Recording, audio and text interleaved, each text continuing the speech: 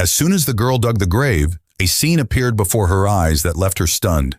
She backed away with a racing heart, but the sight was so overwhelming that she fell to the ground, unconscious. People tried to bring her back to her senses, but she was overwhelmed with shock and fear. This was the same question she had asked Dr. Zakir Naik.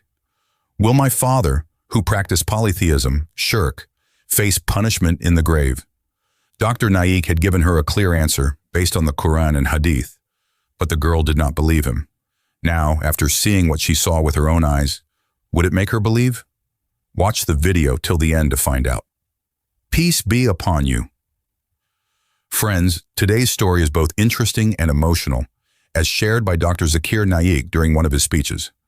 A girl had asked him whether her deceased father would suffer punishment in the grave, as he had been a cruel man and died in a state of shirk. What did Dr. Naik say in response? Did the girl believe him or not? You'll find out the answer by the end of this true story. So let's hear the story in detail. Make sure to watch until the end.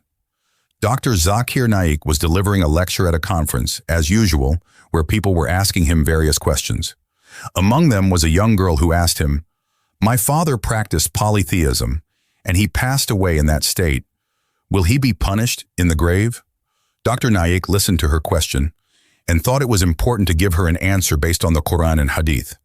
He told her that Allah has said in the Quran that shirk is a sin He does not forgive if someone dies without repenting from it. However, if a person sincerely repents before death and returns to the right path, Allah is merciful and forgiving. The girl asked with uncertainty, "Does this mean my father will face punishment in the grave?" Dr. Naik explained that for those who die in a state of shirk, there is no hope except punishment in the grave. Hearing this, the girl left angrily.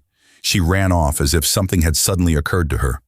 People around Dr. Naik told him that the girl was planning to dig up her father's grave to confirm what he had said. Dr. Naik felt sad but said, "If this is how she'll believe, then let her do it. I only speak based on the Quran and Hadith. My words are never fabricated." However, it was clear that the girl did not want to accept that her father would be punished. After all, a daughter's love and hope for her father's forgiveness are only natural. The girl Malaika was the daughter of a village chief named Yusuf Zai. She deeply loved her father, who was highly respected in their village. Over time, Yusuf Zai became close to the Sikh community in the village. From the beginning, Yusuf Zai had disliked religious scholars, and whenever Malaika watched sermons on TV, he would lovingly tell her, "These scholars are only scholars in name. They fool the public without providing any real evidence. Stop listening to them from now on." Malaika, who was very close to her faith, began to believe her father's words. Yusuf Zai started visiting the Gurdwara regularly and even performed their rituals, including bowing in prayer with them. He likely wanted to keep his friends happy, but these actions were considered shirk. When 10-year-old Malaika found out, she was very disturbed. She tried to convince her father to leave these practices and return to the right path. But Yusuf Zai dismissed her efforts, saying, "Allah loves his servants dearly. He will forgive me." Malaika responded, "But I heard Dr. Zakir Naik say that associating partners with Allah is shirk, which is considered disbelief. Those who do this will face punishment even after death." Yusuf Zai laughed off her concern and said, "He just wants to scare people. Allah's love is greater than his anger." Over time, Malaika became angry at Dr. Naik's speeches and began to think that her father's words were completely correct. Malaika's friend, who came from a religious family, often told her, "Your father is on the wrong path. Convince him to return to Allah." Malaika would silence her friend by saying, "Allah forgives his servants." Yusuf Zai's wife, a wise woman, silently endured her husband's actions, praying in private without saying much in front of him. She knew her husband was misleading their daughter, but fear prevented her from speaking up. When Yusuf Zai realized that Malaika's friend was influencing her, he stopped his daughter from meeting her friend. One day, a Sikh friend suggested to Yusuf Zai, "My children go to a good school. You should enroll your daughter there too." Yusuf Zai agreed and enrolled Malaika in the Sikh school, where children followed Sikh rituals. As Malaika grew older, she drifted further from her faith, influenced by her father's lifestyle. Yusufzai continued to maintain his close relationships with the Sikh community to secure his land and village leadership. One day, Malaika's mother discovered that Yusufzai had officially converted to Sikhism. When she found documents with his religion listed as Sikh, her world collapsed. Malaika noticed her mother's distress and asked, "Why are you so upset, Mom?" Her mother tearfully explained, "Your father has left Islam." Malaika tried to comfort her, saying, "It's just a piece of paper. Changing a label doesn't change who we are." But things took a serious turn when Malaika found out that her father had arranged her marriage with the son of one of his Sikh friends. Shocked, Malaika confronted her father, saying, "How can I marry someone from another faith? Islam forbids such marriages." Yusufzai dismissed her protest and warned his wife, "If you or Malaika refuse, I'll divorce you." Fearing for their future, Malaika's mother begged her daughter to accept the marriage. Malaika reluctantly agreed, feeling trapped. Her friend, however, remained determined to help. She reached out to Dr. Naik's team and shared everything about Yusufzai's actions. Dr. Naik and his team decided to visit Yusufzai's house to offer guidance. When they arrived, they were shocked to see how un-Islamic the household had become. Dr. Naik silently recited Astaghfirullah and began preaching to the family. Yusufzai became furious at their visit and signaled Malaika to leave, fearing she might be influenced by the scholars. Dr. Naik and his team realized that Yusufzai was too far gone to be guided. They entrusted the matter to Allah and left. Some time passed, and Dr. Naik encountered Malaika again at another conference. When she told him about her father's death, he felt deeply saddened. He knew she still doubted his words, but he refrained from saying anything publicly.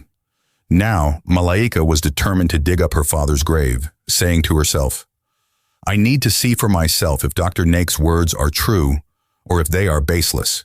Why would Allah punish his servant so severely?" Here is the direct English translation of the final part of your script. Saying this, she headed towards the graveyard. Dr. Zakir Naik told everyone not to stop her. Let her do what she wants. Let her confirm it for herself. Perhaps when she sees the punishment of the grave with her own eyes, she will finally believe. Malaika rushed to her father's grave. It had been 2 months since her father's death. Shortly after Dr. Zakir Naik's team had visited to guide them, Yusufzai decided to marry off his daughter to a Sikh as quickly as possible. He feared she might return to the right path and refuse the marriage. He took away her phone and anything that could reconnect her with Dr. Zakir Naik's sermons, hoping to cut off her spiritual awakening. But destiny had something else in store. Preparations for Malaika's wedding were underway, and her friend, heartbroken, kept praying for a miracle, that Malaika would realize the truth and see how her father was leading her astray to protect his wealth and avoid dividing his property. However, Malaika remained blinded by her love for her father and had drifted far from her faith. Then, unexpectedly, Yusufzai was attacked by the same Sikh friend he had trusted. His lifeless body was abandoned in an isolated area. The Sikh killed him and fled. Meanwhile, Malaika and her mother anxiously waited for him at home. 2 days passed with no sign of him. Desperate, they left the house to search for him, and by chance came across his body in that desolate place. The sight left them horrified, as if their souls had left their bodies. Hearing their screams, the villagers gathered, murmuring, "Astaghfirullah, I seek forgiveness from Allah." Some ran away immediately, while others watched in disbelief. No one was willing to approach the lifeless body, saying, "He abandoned his faith and committed shirk. We will not help a person who turned away from Islam." With no one willing to assist, Malaika and her mother had to bury Yusufzai on their own. They managed to bury him, but the thoughts of everything Malaika had heard from Dr. Zakir Naik haunted her. Does my father's grave receive punishment too? She wondered, plagued with uncertainty. These thoughts filled her with fear. If she died in the same state, would she also face punishment in the grave? She deeply loved her father, and the thought of him being tormented troubled her heart. Once her mother tried to console her, saying, "Your father will be punished for what he did. He stopped you from listening to Dr. Zakir Naik's sermons because he feared you would refuse to marry the Sikh. But Dr. Zakir Naik always speaks the truth, referencing the Quran and Hadith." Yet even after hearing her mother's words, Malaika could not believe it. In desperation, her mother reached out to Malaika's friend and said, "Please guide my daughter. You follow Dr. Zakir Naik's teachings. I know her father distanced her from faith, but you are the only one who can bring her back to the right path." Malaika's friend resumed teaching her about Islam, regularly sharing Dr. Zakir Naik's sermons with her. But Malaika was fixated on one question: is my father really facing punishment in the grave? The thought of her father's suffering tormented her, and she could not bear the idea of his soul being punished. Her friend tried to reassure her, saying, "Your father committed shirk. No one can save him from the punishment of the grave." With these thoughts swirling in her mind, Malaika decided to attend Dr. Zakir Naik's conference and ask him directly, "My father died in a state of shirk. Will he face punishment in his grave?" Dr. Zakir Naik replied, referencing the Quran and Sunnah, "Yes, your father will face punishment in his grave because he died committing shirk. If he had repented and sought Allah's forgiveness before his death, he might have been spared. But since he passed away as a polytheist, the punishment is inevitable." Hearing this, Malaika's heart shattered. Overcome with grief and fear for her father, she began crying uncontrollably. "No, I don't believe it. My father cannot be punished in his grave," she cried out repeatedly. In her distress, she announced in the conference, "If this is true, I will dig up my father's grave to see for myself whether he is being punished or not." The crowd was stunned by her words. Some women tried to stop her, pleading, "Malaika, don't do this. Don't take such a step." But Dr. Zakir Naik gestured for them to sit back down and said, "Let her be. Maybe she will believe when she sees it for herself." Malaika ran to the graveyard, determined to uncover the truth. Slowly, she began digging her father's grave. Dry soil slipped through her fingers as she worked tirelessly. Suddenly, a scream escaped her lips. Several people in the graveyard tried to stop her, but Malaika refused to listen. When she peered into the grave, what she saw was unbearable. She fell back, trembling with horror. Inside the grave, she witnessed a terrifying scene of torment. It felt as if a voice was crying out, as if her father's soul was screaming, "Daughter, save me! Get me out of here! Give me another chance to live! I will never make the same mistakes again! Please, help me!" The sounds echoed in her ears, as if her father's spirit was pleading. "Malaika, my daughter, get me out of here! This fire is burning me! I can no longer bear this torment!" Overwhelmed by what she saw, Malaika lost consciousness. When she regained consciousness, her mother was by her side. Malaika embraced her mother and cried bitterly. Soon she hurried to perform ablution, and after cleansing herself, she prayed, weeping before Allah, "O Allah, forgive me. I was misguided. I refuse to believe the truths clearly stated in the Quran." She continued praying for forgiveness, and her mother thanked Allah that her daughter had found her way back to faith. Malaika felt ashamed for doubting Dr. Zakir Naik's words. Now she realized that her father had misled her all along. After this life-changing experience, Malaika attended another of Dr. Zakir Naik's conferences with her friend and shared her story. She told everyone how she had once doubted his teachings, but found the truth after witnessing the punishment in her father's grave. Malaika and her mother left the village, which had now fallen under the control of the very Sikh who betrayed her father. Yusufzai had strayed from the right path, giving the enemy an opportunity to take advantage of him. Had he not abandoned his faith, perhaps things would have been different. So, friends, this was the story of a girl whose father led her astray in pursuit of worldly gains and wealth.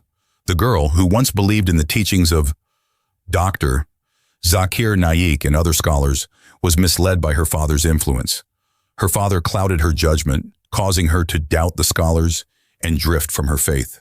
But after witnessing the truth firsthand, Malaika returned to the right path and strengthened her faith. In the end, I pray that Allah keeps us all steadfast on the path of faith and protects us from the sin of shirk. Ameen.